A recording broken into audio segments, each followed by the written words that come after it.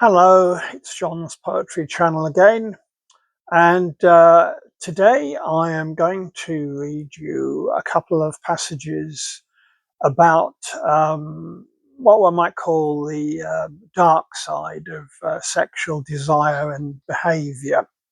Um, they're by Shakespeare and by Milton, who, although Milton was slightly later than Shakespeare, they weren't that far apart in time. So the first I'm going to read for you is Shakespeare's sonnet 129. The expense of spirit in a waste of shame is lust in action.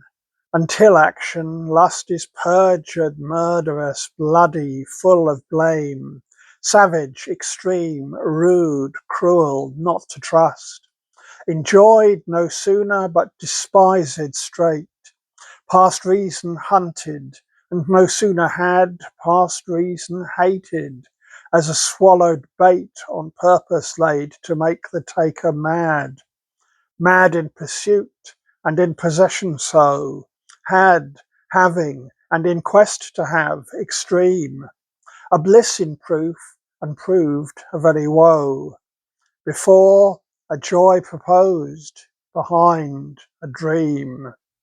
All this the world well knows, yet none knows well to shun the heaven that leads men to this hell. And the second thing I'm going to read for you is from book one of Milton's Paradise Lost. And in that book, Milton introduces the angels that fell from heaven and tells us something about each of them. And this is his description of Belial. Belial came last, than whom a spirit more lewd fell not from heaven, or more gross to love vice for itself.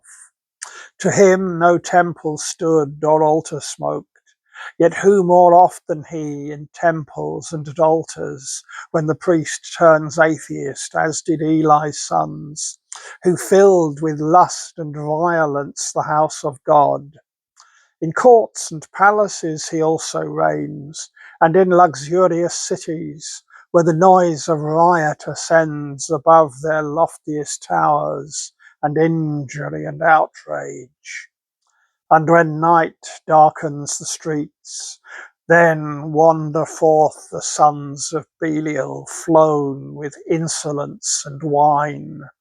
Witness the streets of Sodom, and that night in Gibeah, where the hospitable door exposed a matron to avoid worse rape.